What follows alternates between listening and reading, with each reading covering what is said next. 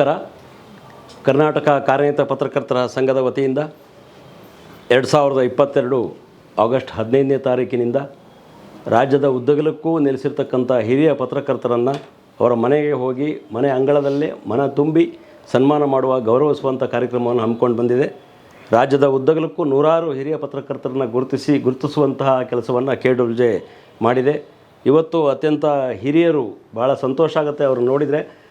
ಅಂಥ ಹಿರಿಯವರ ಮನೆಗೆ ನಾವು ಬಂದಿದ್ದೇವೆ. ಸತ್ಯನಾರಾಯಣ ನಾಡಿಗ್ ಅಂತ ಹೇಳಿ, ಅದು ದಾವಣಗೆರೆ ಜಿಲ್ಲೆ, ನನ್ನ ಜಿಲ್ಲೆ, ಚನ್ನಗಿರಿ ತಾಲೂಕು, ಸಂತೆಬೆನ್ನೂರಿನ ಮೂಲಹ. ಅವರ ಮನೆಗೆ ಬಂದಿರೋದು ಭಾಳ ಸಂತೋಷ. ಅವರನ್ನು ಗೌರವಿಸಲಿಕ್ಕೆ ಇವತ್ತು ಅವರ ಮನೆ ಅಂಗಳಕ್ಕೆ ಬಂದಿದ್ದೇವೆ. ಅವರಿಗೆ ಮೊದಲಿಗೆ 92 ವರ್ಷದ ವಸಂತಗಳನ್ನು ಕಂಡಂಥ ಹಿರಿಯ ಸತ್ಯನಾರಾಯಣ ನಾಡಿಗರವರಿಗೆ ಅವರ ಮನೆ ಅಂಗಳಕ್ಕೆ ಆತ್ಮೀಯವಾದ ಸ್ವಾಗತವನ್ನು ಕೋರ್ತೀನಿ. ಹಾಗೆಯೇ ಕರ್ನಾಟಕ ಕಾರ್ಯನಿರತ ಪತ್ರಕರ್ತರ ಸಂಘದ ರಾಜ್ಯ ಅಧ್ಯಕ್ಷರು ಮಿತ್ರರಾದ ಶಿವಾನಂದ ತಗಡೂರು ಅವರನ್ನು ಕೂಡ ಮನೆ ಅಂಗಳಕ್ಕೆ ಆತ್ಮೀಯವಾದ ಸ್ವಾಗತವನ್ನು ಕೋರ್ತೇನೆ. ಭಾರತೀಯ ಕಾರ್ಯನಿರತ ಪತ್ರಕರ್ತರ ಒಕ್ಕೂಟದ ರಾಷ್ಟ್ರೀಯ ಅಧ್ಯಕ್ಷರು, ಕನ್ನಡಪ್ರಭದ ಸಂಪಾದಕರು ಆದಂತಹ ಗುರುಗಳಾದ BV ಮಲ್ಲಿಕಾರ್ಜುನ ಸರ್ ಅವರಿಗೂ ಕೂಡ ಆತ್ಮೀಯವಾದ ಸ್ವಾಗತವನ್ನು ಕೋರ್ತೇನೆ. ಹಾಗೆಯೇ ಕರ್ನಾಟಕ ಕಾರ್ಯನಿರತ ಪತ್ರಕರ್ತರ ಸಂಘದ ಖಜಾಂಚಿಗಳಾದ ವಾಸುದೇವ್ ಹೊಳ್ಳ ಅವರಿಗೂ ಕೂಡ ಸ್ವಾಗತವನ್ನು ಕೋರ್ತೇನೆ. ವಿಶೇಷ ಅಂದರೆ ಪತ್ರಿಕೆಯಲ್ಲಿ ಬರೆದು ಮುದ್ರಣ ಆದಮೇಲೆ ಹಂಚಲಿಕ್ಕೆ ಒಬ್ಬ ವ್ಯಕ್ತಿ ಬೇಕು. ಆ ಹಂಚೋ ಸಂಘದ ಅಧ್ಯಕ್ಷರು, ಕರ್ನಾಟಕ ಪತ್ರಿಕಾ ವಿತರಕರ ಸಂಘದ ಅಧ್ಯಕ್ಷರು ಇವತ್ತು ನಮ್ಮೊಡನೆ ಇದ್ದಾರೆ, ಶಂಭು ಅಂಥೇಳಿ. ಅವರು ಕೂಡ ಸ್ವಾಗತವನ್ನು ಕೋರ್ತೇನೆ. ಹಾಗೆಯೇ ಇದೆಲ್ಲವನ್ನು ಚಿತ್ರೀಕರಿಸಲಿಕ್ಕೆ ನಮ್ಮೊಡನೆ ಬಂದಿರೋಂಥ ಶರಣು ಬಸಪ್ಪ ಅವ್ರಿಗೂ ಕೂಡ ಆತ್ಮೀಯ ಸ್ವಾಗತವನ್ನು ಕೋರ್ತೇನೆ. ಹಾಗೆಯೇ ಶ್ರೀವತ್ಸ ನಾಡಿಗರವರಿಗೆ, ಹಾಗೆ ಬ್ಯಾಂಕಿನ ಉದ್ಯೋಗಿ ಅವ್ರಿಗೂ ಕೂಡ ಸ್ವಾಗತ. ಇಲ್ಲಿರ್ತಕ್ಕಂಥ ಎಲ್ಲ ಮಹಿಳಾ ಮಣಿಗಳು ಕೂಡ ಸ್ವಾಗತವನ್ನು ಕೋರಿ ಮನೆ ಅಂಗಳದ ಕಾರ್ಯಕ್ರಮಕ್ಕೆ ಚಾಲನೆ ಕೊಡ್ತಾಯಿದ್ದೀನಿ. ಆತ್ಮೀಯ ಸ್ನೇಹಿತರೆ, ಇವತ್ತು ಮತ್ತೊಬ್ಬರು ಹಿರಿಯ ಪತ್ರಕರ್ತರ ಮನೆಗೆ ನಾವು ಬಂದಿದ್ದೇವೆ. ಬಹುಶಃ ನಾಡಿನ ಉದ್ದಗಲಕ್ಕೆ ಎಲ್ಲ ಯಾರು ವೃತ್ತಿ ಜೀವನದಲ್ಲಿ ನಿರಂತರವಾಗಿ ಸೇವೆಯನ್ನು ಸಲ್ಲಿಸಿ ಈಗ ನಿವೃತ್ತಿ ಜೀವನ ನಡೆಸ್ತಾ ಇದ್ದಾರೆ ಅಂಥ ಪತ್ರಕರ್ತರ ಮನೆಗೆ ಹೋಗಿ ನಾವು KWJ ವತಿಯಿಂದ, ಅಂದರೆ ಕರ್ನಾಟಕ ಕಾರ್ಯನಿರತ ಪತ್ರಕರ್ತರ ಸಂಘದ ವತಿಯಿಂದ ಸಮಸ್ತ ಪತ್ರಕರ್ತರ ಬಳಗದ ಪರವಾಗಿ ಅವರಿಗೆ ನಾವು ಸನ್ಮಾನವನ್ನು ಮಾಡುವಂಥ, ಗೌರವವನ್ನು ಮಾಡುವಂಥ ಕೆಲಸವನ್ನು ನಿರಂತರವಾಗಿ ಮಾಡ್ಕೊಂಡು ಬರ್ತಾಯಿದ್ದೀವಿ. ವಿಶೇಷವಾಗಿ ಬೆಂಗಳೂರಿನಲ್ಲೂ ಕೂಡ ಈ ಥರದ ಕಾರ್ಯಕ್ರಮವನ್ನು ನಿರಂತರವಾಗಿ ನಾವು ಮಾಡ್ಕೊಂಡು ಬರ್ತಾಯಿದ್ದೀವಿ. ಕರ್ನಾಟಕ ಕಾರ್ಯನಿರತ ಪತ್ರಕರ್ತರ ಸಂಘ ಇಂದು ನೆನ್ನೆ ಹುಟ್ಟಿದಂಥ ಸಂಘಟನೆ ಅಲ್ಲ. 1932ರಲ್ಲಿ DV ಗುಂಡಪ್ಪನವರು ಹುಟ್ಟಾಕ್ತಂಥ ಸಂಘಟನೆ.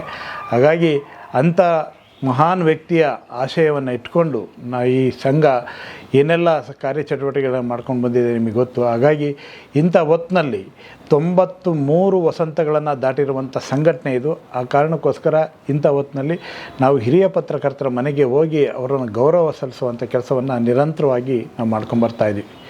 ಇವತ್ತು ನಾವು ಬಂದಿರೋವಂಥದ್ದು ವಿಶೇಷವಾಗಿ ಮತ್ತೊಬ್ಬರು 92 ವಸಂತಗಳನ್ನು ತುಂಬಿರುವಂಥ ಸತ್ಯನಾರಾಯಣ ನಾಡಿಗ್ ಅವರ ಮನೆಗೆ ನಾವು ಬಂದಿದ್ದೇವೆ. ಬಹುಶಃ ಸತ್ಯನಾರಾಯಣ ನಾಡಿಗ್ ಅವರ ಹೆಸರು ಪತ್ರಿಕೋದ್ಯಮದಲ್ಲಿ ಚಿರಪರಿಚಿತವಾಗಿರುವಂಥ ಹೆಸರು. ಯಾಕೆಂದರೆ ಗ್ರಾಮೀಣ ಭಾಗದಲ್ಲಿ ಸುದೀರ್ಘ ಅವಧಿಗೆ ಕೆಲಸವನ್ನು ಮಾಡಿದಂಥವ್ರು. ಶಿವಮೊಗ್ಗ ಜಿಲ್ಲೆಯ ಚನ್ನಗಿರಿ ಕ್ಷೇತ್ರದವರು. ಅಲ್ಲಿಯ ಚನ್ನಗಿರಿ ಕ್ಷೇತ್ರದಲ್ಲಿ ಸಂತೆಬೆನ್ನೂರಿನಲ್ಲಿ ಹುಟ್ಟಿ ಬೆಳೆದಂಥವ್ರವರು. ಅಲ್ಲಿಯೇ ಪತ್ರಿಕೋದ್ಯಮವನ್ನು ಶುರು ಮಾಡ್ತಾರೆ. ಅವರ ಕಾಲೇಜಿನ ದಿನಗಳಲ್ಲಿ ಅವರಿಗೆ ವಿಶೇಷವಾದ ಆಸಕ್ತಿ ಮೂಡುತ್ತೆ. ಆ ಕಾರಣಕ್ಕೋಸ್ಕರ ಅಲ್ಲಿಯ ಜನವಾಣಿ ಆ ಪತ್ರಿಕೆಯ ಮೂಲಕ ನಂತರ ತಾಯಿ ನಾಡು ಪತ್ರಿಕೆಯ ಜೊತೆಗೆ ಅವರು ಆ ಕೆಲಸವನ್ನು, ಸಂಪರ್ಕವನ್ನು ಇಟ್ಕೊಂಡು ಒಬ್ಬ ವರದಿಗಾರ ಆಗಿ ಕೆಲಸವನ್ನು ಮಾಡ್ತಾರೆ. ನಂತರ ಅವರು ಸಂಯುಕ್ತ ಕರ್ನಾಟಕ ಪತ್ರಿಕೆಗೆ ಬರ್ತಾರೆ. ಅಲ್ಲೂ ಕೂಡ ತಮ್ಮದೇ ಆದ ಸೇವೆಯನ್ನು ಸಲ್ಲಿಸ್ತಾರೆ.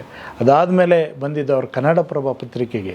ಕನ್ನಡಪ್ರಭ ಪತ್ರಿಕೆಯಲ್ಲೂ ಕೂಡ ಖಾದ್ರಿ ಶಾಮಣ್ಣವರಂಥರ ಒಡನಾಡಿಯಾಗಿ ಆ ಎತ್ತರದ ವ್ಯಕ್ತಿತ್ವ ಇರುವಂಥರ ಜೊತೆಯಲ್ಲಿ ಆ ಪತ್ರಿಕೋದ್ಯಮದ ವೃತ್ತಿ ಸೇವೆಯನ್ನು ಮಾಡಿದಂಥ ಕೀರ್ತಿ, ಹೆಗ್ಗಳಿಕೆ ಅವ್ರದ್ದು.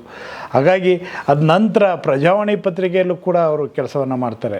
ಅದಾದ ನಂತರ ಅವರು ದಾವಣಗೆರೆ ಜಿಲ್ಲೆಯ ನಗರವಾಣಿ ಪತ್ರಿಕೆಯನ್ನು ಅಲ್ಲೂ ಕೂಡ ಅವರು ಕೆಲಸವನ್ನು ಮಾಡ್ತಾರೆ. ಅಷ್ಟೇ ಅಲ್ಲ, ಶಿವಮೊಗ್ಗದ ನಾವಿಕ ಪತ್ರಿಕೆಯಲ್ಲೂ ಕೂಡ ತಮ್ಮ ಸರ್ವಿಸನ್ನು ಕೊಟ್ಟಿದ್ದಾರೆ, ಸೇವೆಯನ್ನು ಮಾಡಿದ್ದಾರೆ. ಅಷ್ಟಾದ ಮೇಲೆ ಅವರು ಬೆಂಗಳೂರು ನಗರಕ್ಕೆ ಬರ್ತಾರೆ. ಬೆಂಗಳೂರು ನಗರದಲ್ಲೂ ಕೂಡ ಏನಾದರೂ ಮಾಡಬೇಕಲ್ಲ ಅಂತ ತುಡಿತ ಅವ್ರದ್ದು. ಆ ಕಾರಣಕ್ಕಾಗಿ ಉದ್ಯೋಗ ನೋಟ ಅಂತೇಳಿ ಒಂದು ಪತ್ರಿಕೆಯನ್ನು ಶುರು ಮಾಡ್ತಾರೆ. ಅಷ್ಟೇ ಅಲ್ಲ, ಗ್ರಾಮೀಣವಾಣಿ ಅನ್ನೋದನ್ನು ಕೂಡ ಒಂದು ಶುರು ಮಾಡ್ತಾರೆ. ಹೀಗೆ ನಿರಂತರವಾಗಿ ಸುದ್ದಿ ಮನೆಯಲ್ಲಿ ಸುದೀರ್ಘ ಅವಧಿಗೆ ಬಹುಶಃ ಒಂದು 4 ರಿಂದ 5 ದಶಕಗಳ ಕಾಲ ನಿರಂತರವಾಗಿ ಸೇವೆಯನ್ನು ಸಲ್ಲಿಸಿದಂಥವರು ಸತ್ಯನಾರಾಯಣ ನಾಡಿಗ್ ಅವರು. ಬಹುಶಃ ನಮಗೆ ಹೆಮ್ಮೆ ಆಗುತ್ತೆ ಸತ್ಯನಾರಾಯಣ ನಾಡಿಗ್ ಅವರ ಮನೆಗೆ ಬಂದು ಅವರಿಗೆ ಗೌರವ ಕೊಡಲಿಕ್ಕೆ. ನೋಡಿ 92 ವಸಂತಗಳನ್ನು ತುಂಬಿರುವಂಥರ ನಾಡಿಗವರು ಎಂದೂ ಕೂಡ ಭತ್ತದ ಉತ್ಸಾಹ ಇಟ್ಕೊಂಡು ಈಗಲೂ ಕೂಡ ಲವಲವಿಕೆಯಿಂದ ಇರೋವಂಥವ್ರು. ಅವರ ಮಗ ಇಲ್ಲೇ ಶ್ರೀವತ್ಸ ನಾಡಿಗೆ ಇದ್ದಾರೆ. ಅವರು ಕೂಡ ವಿಜಯ ಕರ್ನಾಟಕದಲ್ಲಿ ಸುದೀರ್ಘಾವಧಿ ಕೆಲಸ ಮಾಡಿದಂಥವ್ರು, ಪತ್ರಿಕೋದ್ಯಮದಲ್ಲಿ ನಿರಂತರವಾಗಿ ಕೆಲಸ ಮಾಡಿದಂಥವ್ರು ಅವರ ಸುಪುತ್ರ. ಹಾಗಾಗಿ ಇಂಥವರ ಮನೆಗೆ ನಾವು ಬಂದಿದ್ದೇವೆ. ನಾವು ಸತ್ಯನಾರಾಯಣ ನಾಡಿಗ್ ಅವರನ್ನು ನೆನಪು ಮಾಡಿಕೊಳ್ಳೋದು ಅವರ ಸರ್ವಿಸ್ ಮೂಲಕ, ಅವರು ನಡೆದು ಬಂದ ಆದರ್ಶಗಳ ಮೂಲಕ, ಅವರ ಬರೆದ ಬರವಣಿಗೆಗಳ ಮೂಲಕ, ಅವರು ಸಮಾಜಕ್ಕೆ ಕೊಟ್ಟ ಸೇವೆಯನ್ನು ನಾವು ಈ ಸಂದರ್ಭದಲ್ಲಿ ನೆನಪು ಮಾಡ್ಕೊಳ್ತಾ ಇದ್ವಿ. ಹಾಗಾಗಿ ಇಡೀ ಕನ್ನಡ ನಾಡಿನ ಎಲ್ಲ ಸಮಸ್ತ ಪತ್ರಕರ್ತರ ಪರವಾಗಿ ಕರ್ನಾಟಕ ಕಾರ್ಯರತ ಪತ್ರಕರ್ತರ ಸಂಘ ಅವರ ಮನೆಗೆ ಬಂದು ಇವತ್ತು ಗೌರವವನ್ನು ಸಲ್ಲಿಸಲಿಕ್ಕೆ ಬಂದಿದೆ. ನಮಸ್ಕಾರ ಸರ್, ನಿಮಗೆ ಧನ್ಯವಾದಗಳು. ನಿಮಗೆ ವಿಶೇಷವಾಗಿ ಇಡೀ ರಾಜ್ಯದ ಪತ್ರಕರ್ತರ ಪರವಾಗಿ ನಿಮಗೆ ಅಭಿನಂದನೆಗಳು ಸರ್.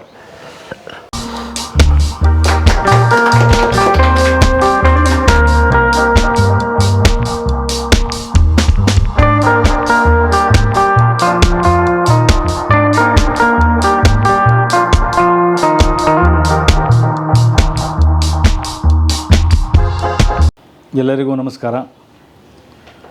ಕರ್ನಾಟಕ ಕಾರ್ಯನಿರತ ಪತ್ರಕರ್ತರ ಸಂಘ ಒಂದು ಹೊಸ ದಿಕ್ಕಿನಲ್ಲಿ ಹೊರಟಿದೆ. ನಾಡಿನ ಆದ್ಯಂತ ಇರತಕ್ಕಂಥ ಎಲ್ಲ ಹಿರಿಯ ಪತ್ರಕರ್ತರನ್ನು ಗುರುತಿಸಿ ಅವರಿಗೆ ಅವರ ಮನೆ ಅಂಗಳದಲ್ಲೇ ಸನ್ಮಾನ ಮಾಡ್ತಕ್ಕಂಥ ಒಂದು ಹೊಸ ಸಂಪ್ರದಾಯವನ್ನು ಕಳೆದ 2 ವರ್ಷಗಳಿಂದಲೂ ಮಾಡ್ಕೊಂಡು ಬರ್ತಾಯಿದೆ. ಇದೊಂದು ವಿಶೇಷ. ಏಕೆಂದರೆ ವಯಸ್ಸಾದ ಮೇಲೆ ಯಾರನ್ನೂ ಗುರುತಿಸೋರಿರಲ್ಲ, ಮಾತಾಡ್ಸೋರಿರಲ್ಲ. ಅಂಥವ್ರನ್ನ ಗುರುತಿಸಿ ಅವರ ಸೇವೆಯನ್ನು ಸ್ಮರಿಸ್ತಕ್ಕಂಥ ಕೆಲಸ ಒಂದು ದೊಡ್ಡ ಸಾಧನೆ ಅಂತೇಳಿ ನಾನು ಭಾವಿಸ್ತೇನೆ. ಸತ್ಯನಾರಾಯಣ್ ನಾಡಿಗ್ ಹೆಸರು ಇವತ್ತಿನದಲ್ಲ, ಕಳೆದ 50 ವರ್ಷಗಳಿಂದ ನನಗೆ ಅವರು ಪರಿಚಯಸ್ಥರು. ಅವರು ಊರಿನಲ್ಲಿ ಸಂತೆಬೆನ್ನೂರು ಗ್ರಾಮೀಣ ವಾರ್ತೆ ಅಂತ ಒಂದು ಪತ್ರಿಕೆ ಮಾಡಿದಾಗ ಆ ಪತ್ರಿಕೆಯನ್ನು ಬಿಡುಗಡೆ ಮಾಡಬೇಕು ಅಂಥೇಳಿ ನನ್ನನ್ನು ಬೆಂಗಳೂರಿಂದ ಇಲ್ಲಿ ಕರ್ಕೊಂಡೋಗಿ ಅವ್ರ ಮನೆಯಲ್ಲೆಲ್ಲ ಇಟ್ಟುಕೊಂಡು ಅಲ್ಲೇ ಪತ್ರಿಕೆಯನ್ನು ಬಿಡುಗಡೆ ಮಾಡಿ ಬಂದಂಥ ಒಂದು ನೆನಪು. ಅವರು ಬರೀ ಕ್ಷೇತ್ರ ಕೇವಲ ಪತ್ರಿಕೋದ್ಯಮನೇ ಮಾಡಲಿಲ್ಲ, ಜೊತೆಗೆ ಒಂದು ಶಿಕ್ಷಣ ಸಂಸ್ಥೆಯನ್ನು ಕಟ್ಟಿ ಇವತ್ತು ಕೂಡ ಅದನ್ನು ನಡೆಸ್ಕೊಂಬರ್ತಾ ಇದ್ದಾರೆ. ಆ ಶಿಕ್ಷಣ ಸಂಸ್ಥೆ ಇವತ್ತು ಬೃಹದಾಕಾರವಾಗಿ ಬೆಳೆದಿದೆ. ಇವತ್ತು ಅದರಲ್ಲಿ ಸಾವಿರಾರು ಮಕ್ಕಳು ವಿದ್ಯಾವಂತರಾಗ್ತಿದ್ದಾರೆ. ಕೇವಲ ಪತ್ರಿಕೋದ್ಯಮವೇ ನೆನೆಸ್ಕೊಂಡಿದ್ದಲ್ಲ, ಅವರು ಸಮಾಜಕ್ಕೆ ಏನಾದರೂ ಕೊಡಬೇಕು ಅಂತೇಳಿ ಒಂದು ಗ್ರಾಮೀಣ ಭಾಗದಲ್ಲಿ ಒಂದು ಶಿಕ್ಷಣ ಸಂಸ್ಥೆಯನ್ನು ಕಟ್ಟಿದರು. ಆ ಶಿಕ್ಷಣ ಸಂಸ್ಥೆ ಒಂದು ಆದರ್ಶವಾಗಿ ಇವತ್ತು ಕೂಡ ಉಳ್ಕೊಂಡಿದ್ದಾರೆ.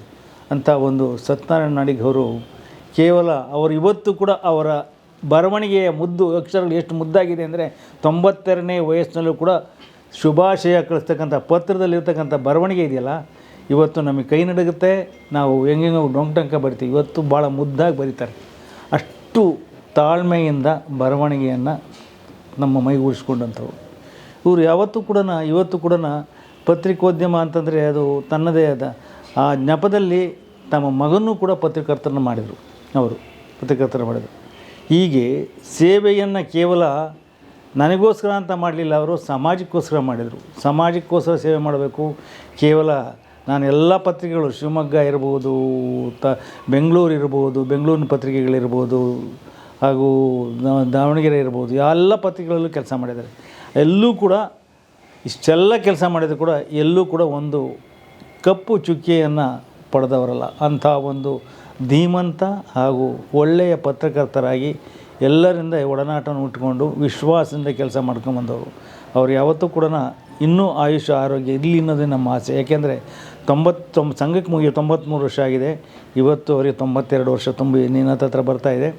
ಆದರೆ ಅವರ ಆರೋಗ್ಯ ಇನ್ನೂ ಚೆನ್ನಾಗಿರಬೇಕು.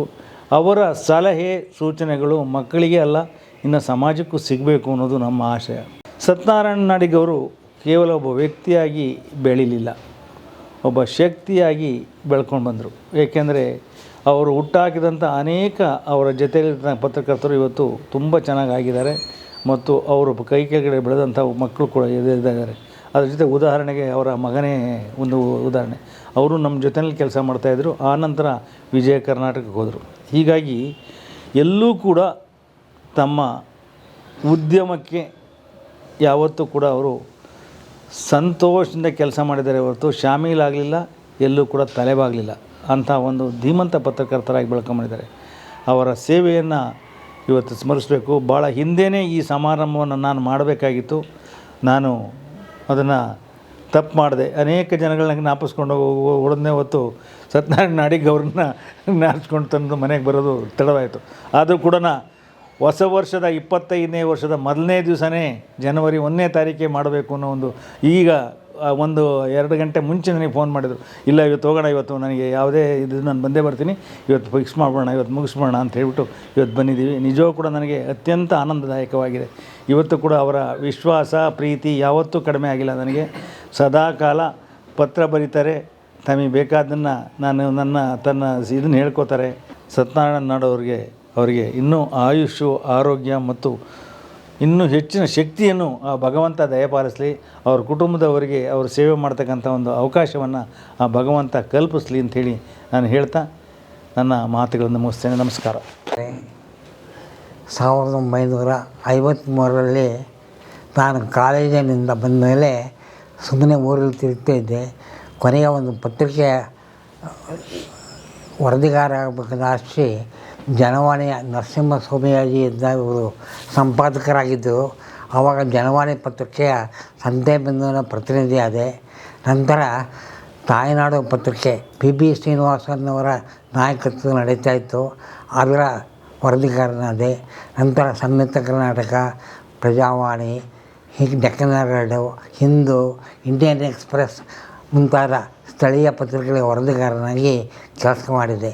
ಈ 7 ದಶಕಗಳಲ್ಲಿ ನನ್ನ ಕೈಲಾರ ಸೇವೆಯನ್ನು ಪತ್ರಿಕೆಗೆ ಸಲ್ಲಿಸಿದ್ದೇನೆ. ಜೊತೆಗೆ ಈ ಪತ್ರಿಕೆಯ ಸಾನ್ನಿಧ್ಯದಿಂದ ಒಂದು ಸಮಷ್ಟಿಯನ್ನು ಸಹ ಕಟ್ಟುವ ಸಾಧ್ಯವಾಯಿತು. ಪತ್ರಿಕೆಯಿಂದಲೇ ನನಗೆ ಯಾರ ಬೆಂಬಲ ಇಲ್ಲದಿದ್ದರೂ ಈ ಪತ್ರಿಕೆಯಿಂದಲೇ ಆ ದೊಡ್ಡ ಸಂಸ್ಥೆಯನ್ನು ನಾನು ಕಟ್ಟಿದೆ ಎಂದು ಹೇಳಲು ಭಾಳ ಸಂತೋಷವಾಗ್ತಾ ಇದೆ. ನನ್ನ ಸೇವೆಯನ್ನು ಸ್ಮರಿಸಿ ಸಂಘ ನನ್ನನ್ನು ಗೌರವಿಸಿದ್ದಕ್ಕೆ ಎಲ್ಲರಿಗೂ ಧನ್ಯವಾದಗಳನ್ನು ಅರ್ಪಿಸುತ್ತೇನೆ. ನೀವು ಸಂಘ ಕಟ್ಟಿದ್ರಲ್ಲ, ಅದನ್ನೂ ಹೇಳಿ. ಅಲ್ಲೇ ಅಧ್ಯಕ್ಷರಾದ್ರಲ್ಲ, ಚನ್ನಗಿರಿ ತಾಲೂಕು ಪತ್ರಕರ್ತರ ಸಂಘ. ನಾವು 4-5 ಜನ ಸೇರಿ ಚನ್ನಗಿರಿ ತಾಲೂಕು ಪತ್ರಕರ್ತರ ಸಂಘವನ್ನು ಸಂಘಟಿಸಿ ಅದರ ಅಧ್ಯಕ್ಷನಾಗಿ ಕೆಲವು ದಿವಸ ಸೇವೆ ಸಲ್ಲಿಸಿದೆ. ಹೀಗಾಗಿ ಆಮೇಲೆ ಶಿವಮೊಗ್ಗ ಜಿಲ್ಲಾ ಕಾರ್ಯನಿರತ ಪತ್ರಕರ್ತರ ಸಂಘದ ಸದಸ್ಯನಾಗಿ ಕೆಲಸ ಮಾಡಿದೆ. ಸುಮಾರು 7-8 ರಾಜ್ಯ ಪತ್ರಕರ್ತರ ಸಂಘದ ಸಮಾವೇಶದಲ್ಲೂ ಸಹ ಭಾಗವಹಿಸಿದ್ದೇನೆ. ಒಂದು ಸಾರಿ ರಾಜ್ಯ ಪತ್ರಕರ್ತರ ಸಂಘಕ್ಕೆ ಚುನಾವಣೆಗೆ ನಿಂತು ಸೋತಿದ್ದೇನೆ.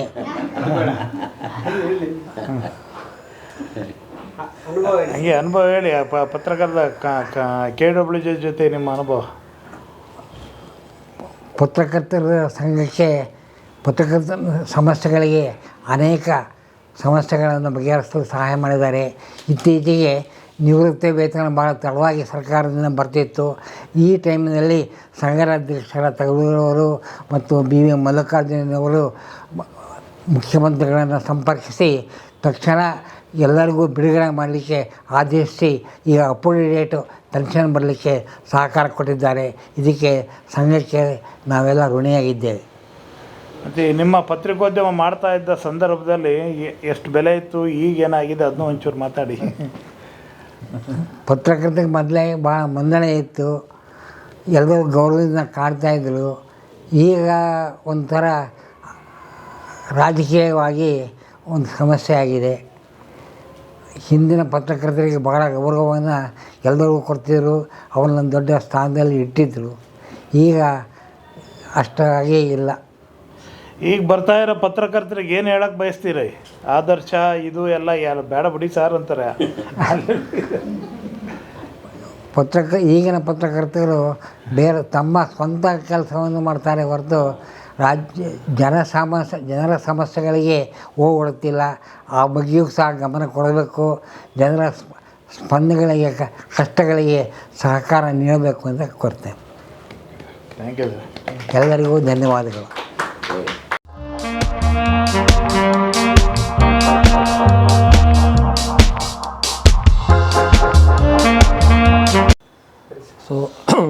ಎಲ್ಲರಿಗೂ ನಮಸ್ಕಾರ.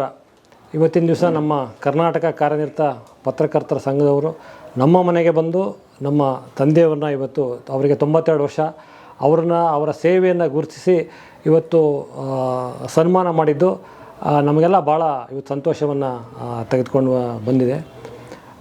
KUWJ ಅಂದರೆ ನಾವು ನಮ್ಮ ಒಡನಾಟ ಭಾಳ ವರ್ಷಗಳಿಂದ ಇತ್ತು. ನಾವು ಕನ್ನಡಪ್ರಭ ಸೇರಿದಾಗ ನಮಗೆ ಮುಖ್ಯವಾಗಿ ಇದ್ದಿದ್ದ ಸಮಸ್ಯೆ ಅಂತ ಹೇಳಿದ್ರೆ ಆವಾಗ ವೇಜ್ ಬೋರ್ಡ್ ಸಮಸ್ಯೆ. ಆ ಟೈಮಲ್ಲಿ ವೇತನ ಶ್ರೇಣಿಗಳು ಮಂಡಳಿಗಳು ಬರ್ತಾಯಿತ್ತು, ಅದನ್ನು ಆಡಳಿತ ಮಂಡಳಿಗಳು ಜಾರಿ ಮಾಡ್ತಾ ಇರಲಿಲ್ಲ.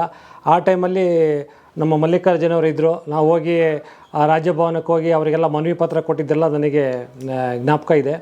ಆನಂತರ ಸ್ವಲ್ಪ ನಮ್ಮದು KUWJ ಅಂತ ನಾವು ಸ್ವಲ್ಪ ಸಂಪರ್ಕ ಸ್ವಲ್ಪ ದೂರ ಆಯಿತು, ಅದೇನು ಹಾಗೆ ನಿಂತೋಗ್ಬಿಡ್ತು. ಮೊದಲು ಏನಾಗ್ತಿತ್ತು ಅಂತ ಹೇಳಿದ್ರೆ ನಮ್ಮ ಭಾಳಷ್ಟು ಜನ ನಮ್ಮ ಸದಸ್ಯತ್ವ ಇರ್ತಾಯಿತ್ತು KUWJನಲ್ಲಿ. ಮತ್ತು ನಮ್ಮ ಕನ್ನಡಪ್ರಭದಲ್ಲಿ ಏನಾಗ್ತಿತ್ತು ಅಂದರೆ ಅದಕ್ಕೆ ಅದ್ರ ಸದಸ್ಯತ್ವ ನಮ್ಮ ಸಂಬಳದಲ್ಲಿ ಕಟ್ಟಾಗ್ತಾ ಇತ್ತು. ಸೊ ಹಂಗಾಗಿ ಅನಿವಾರ್ಯವಾಗಿ ಎಲ್ಲ ಸದಸ್ಯತ್ವ ಇರ್ತಾಯಿತ್ತು. ಒಂದು ಸರಿ ಏನಾಗೋಯ್ತು ಅಂದರೆ ಅದು ಯಾವ ಕಾರಣ ಗೊತ್ತಿಲ್ಲ, ಅದೇನಾಗೋಯ್ತು ಅಂದರೆ ಅಲ್ಲಿ ಸ್ಯಾಲ್ರಿ ಒಳಗಡೆ ಸದಸ್ಯತ್ವದ ಶುಲ್ಕ ಕಟ್ಟಾಗೋದು ನಿಂತೋಯ್ತು. ಆಮೇಲೆ ಏನಾಗೋಯ್ತು, ನಮ್ಮದು ಸ್ವಲ್ಪ ಅಲ್ಲಿಗೆ KUWJ ಸಂಪರ್ಕ ಆಯಿತು. ಆಮೇಲೆ ಇತ್ತೀಚಿನ ದಿನಗಳಲ್ಲಿ ನಾನು ಗಮನಿಸಿದ ಹಾಗೆ ಭಾಳ ಸಕ್ರಿಯವಾಗಿ ಕೆಲಸ ಮಾಡ್ತಾಯಿದೆ KUWJ. ನಮ್ಮ ಶಿವಾನಂದ ತಗಡೂರು ನೀವೆಲ್ಲ ತಂಡದವರು ಬಂದ ಮೇಲೆ ಭಾಳಷ್ಟು ಅಂದರೆ ಈಗ ನೋಡಿ ಈ ಒಂದು ಕಾರ್ಯಕ್ರಮದ ಕಲ್ಪನೆಯೇ ಇರಲಿಲ್ಲ. ಹಿರಿಯ ಪತ್ರಕರ್ತರನ್ನ ಗುರುಸ್ತಕ್ಕಂಥದ್ದು ಮತ್ತು ಅವ್ರ ಮನೆಗೆ ಬಂದು ಅವ್ರನ್ನ ಸನ್ಮಾನ ಮಾಡ್ತಕ್ಕಂಥದ್ದು. ಸರ್ಕಾರದವರು ಒಂದು ಕಾರ್ಯಕ್ರಮ ಮಾಡ್ತಿದ್ರು ಸಾಹಿತಿಗಳ ಜೊತೆ, ಮನೆ ಅಂಗಳದಲ್ಲಿ ಸಾಹಿತಿಗಳ ಜೊತೆ ಒಡನಾಟ ಅಂತೇಳ್ಬಿಟ್ಟು ತಿಂಗಳ ಅತಿಥಿ ಅಂತ ಮಾಡ್ತಾಯಿದ್ರು. ಅದೊಂದು ಆ ಕಲ್ಪನೆಗೆ ನೀವು ಕೊಟ್ಬಿಟ್ಟು ಇಲ್ಲಿ ಬಂದು ಮಾಡ್ತಕ್ಕಂಥದ್ದು ನಮಗಂತೂ ಭಾಳ ಸಂತೋಷ ಆಗಿದೆ. ಇಂಥ ಅನೇಕ ಪತ್ರಕರ್ತರು ಇವತ್ತಿನ ದಿವಸ ಆದರೆ ಏನಾಗುತ್ತೆ ಅಂದರೆ ಪತ್ರಕರ್ತರಲ್ಲಿ 2 ವಿಧ ಇರ್ತಾರೆ. ಒಂದು ವರದಿಗಾರ ಇರ್ತಾರೆ ಮತ್ತು ಒಂದು ಡೆಸ್ಕಲ್ಲಿ ಕೆಲಸ ಮಾಡ್ತಾ ಇರ್ತಾರೆ. ವರದಿಗಾರರು ಏನಾಗ್ತಾರೆ ಅಂದರೆ ಹೊರ ಪ್ರಪಂಚಕ್ಕೆ ಸುಲಭವಾಗಿ ಗೊತ್ತಾಗ್ಬಿಡ್ತಾರೆ. ಅವರು ಯಾಕಂದರೆ ಅಧಿಕಾರಸ್ಥರ ಹತ್ರ ಅಲ್ದಾಡ್ತಾ ಇರ್ತಾರೆ, ಅವರಿಗೆ ಪರಿಚಯ ಇರುತ್ತೆ, ಮತ್ತು ಅವರೇ ಸಂಘ ಸಂಘಟನೆಗಳಲ್ಲಿ ಅವರೇ ಪರಿಚಯ ಇರೋದ್ರಿಂದ ಅವರೇ ಅಲ್ಲಿ ಇದರಲ್ಲಿ ಇರ್ತಾರೆ, ಆಯಕಟ್ಟಿನ ಜಾಗಗಳಿರ್ತಾರೆ. ಆದರೆ ಒಂದು ಸಂಘಟನೆಯಲ್ಲಿ ಅಂದರೆ ಒಂದು ಏನು ಡೆಸ್ಕಲ್ಲಿ ಅಂತ ಹೇಳಿದ್ರೆ ಸಂಪಾದಕೀಯ ವರ್ಗದಲ್ಲಿ ಕೆಲಸ ಮಾಡ್ತಿರ್ತಾರಲ್ಲ, ಅಂಥವ್ರನ್ನ ಗುರುಸ್ತಕ್ಕಂಥ ಕೆಲಸ ಈ KUWJ ಅಂತ ಆಗಬೇಕು. ಭಾಳಷ್ಟು ಜನ ಒಂದು ಪತ್ರಿಕೆ ರೂಪಗೊಂಡು ಹೊರಗೆ ಬರಬೇಕಾದ್ರೆ ಸಂಪಾದಕೀಯ ವಿಭಾಗದ ಶ್ರಮ ಭಾಳ ಇರುತ್ತೆ. ರಾತ್ರಿ 2 ಗಂಟೆ 2:30 ತನಕ ಅವರೆಲ್ಲ ಕೆಲಸ ಮಾಡಿದಾಗಿಂದ ಆ ಒಂದು ಸುಂದರವಾದ ಪತ್ರಿಕೆ ಹೊರಗೆ ಬರುತ್ತೆ. ಈ ಕಚೇರಿ ಒಳಗೆ ಕೆಲಸ ಮಾಡ್ತಕ್ಕಂಥ ಸಂಪಾದಕೀಯ ವರ್ಗದವ್ರನ್ನ ಗುರುತಿಸ್ತಕ್ಕಂಥ ಕೆಲಸ KUWJ ಇಂದ ಆಗಬೇಕು. ನಾನು ಸ್ವಲ್ಪ ಹಿಂದೆ ಒಂದು ಕರ್ನಾಟಕ ಎಡಿಟೋರಿಯಲ್ ಫೋರಮ್ ಅಂತ ಒಂದು ಸಂಘಟನೆಯನ್ನು ಮಾಡಿದ್ವಿ. ಅಂದರೆ ಡೆಸ್ಕಲ್ಲಿ ಕೆಲಸ ಮಾಡ್ತಕ್ಕಂಥ ಪತ್ರಕರ್ತನ ಸಂಘಟನೆ ಮಾಡೋಣ ಅಂತೇಳಿ. ಆದರೆ ಏನಾಯಿತು ಅಂದರೆ ನಮ್ಮ ಡೆಸ್ಕಲ್ಲಿ ಕೆಲಸ ಮಾಡ್ತಕ್ಕಂಥ ಪತ್ರಕರ್ತರಿಗೆ ನಿರುತ್ಸಾಹ. ನಾವು ಮಾಡಿದರೆ ಮೀಟಿಂಗು ಫಸ್ಟು ಎಲ್ಲ ಬಂದರು, ಆಮೇಲಿಂದ ಮೀಟಿಂಗ್ ಮಾಡಿದರೆ ನಾವೇ ಒಂದು 2-3 ಜನ ಇರಬೇಕಾಗಿತ್ತು. ಹಂಗಾಗಿ ಆ ಸಂಘಟನೆ ಹಾಗೆ ನಿಂತೋಯ್ತು. ಈ KUWJ ಎಲ್ಲ ಈ ನಮ್ಮ ಯಾವ್ಯಾವುದು ಬೇರೆ ಈಗ ವರದಿಗಾರರ ವಿಭಾಗ ಎಲ್ಲವನ್ನು ಒಂದು ಕಡೆ ತಂದು ಒಂದು ಮಾತೃ ಸಂಸ್ಥೆಯಾಗಿ ಎಲ್ಲ ಪತ್ರಕರ್ತರ ಶ್ರೇಯೋಭಿವೃದ್ಧಿಗಾಗಿ ಅದು ದುಡಿಬೇಕು. ಆ ಕೆಲಸ ಈಗ ಆಗ್ತಾಯಿದೆ. ಇನ್ನು ಮುಂದೆ ಕೂಡ ಅದು ಭಾಳಷ್ಟು ಚೆನ್ನಾಗಿ ಆಗಲಿ. ಶಿವಾನಂದ ತಗಡೂರು ಮತ್ತು ನಮ್ಮ ಮಲ್ಲಿಕಾರ್ಜುನಯ್ಯ ನಿಮ್ಮೆಲ್ಲರ ನೇತೃತ್ವದಲ್ಲಿ ಈ ಕೆಲಸ ಆಗಲಿ ಅಂತ ಹಾರೈಸಿ, ಮತ್ತೊಮ್ಮೆ ನಮ್ಮ ಮನೆಗೆ ಬಂದು ಈ ಹೊಸ ವರ್ಷದ ದಿನ ನೆನಪಿನಲ್ಲಿರ್ತಕ್ಕಂಥ ಒಂದು ಕಾರ್ಯಕ್ರಮವನ್ನು ಕೊಟ್ಟಿದ್ದಕ್ಕಾಗಿ ನಿಮ್ಮೆಲ್ಲರಿಗೂ ಕೂಡ ನಮ್ಮೆಲ್ಲ ಕುಟುಂಬದ ಪರವಾಗಿ ಧನ್ಯವಾದಗಳನ್ನು ಅರ್ಪಿಸಿ ನನ್ನ ಮಾತು ಮುಗಿಸ್ತೇನೆ. ನಮಸ್ಕಾರ.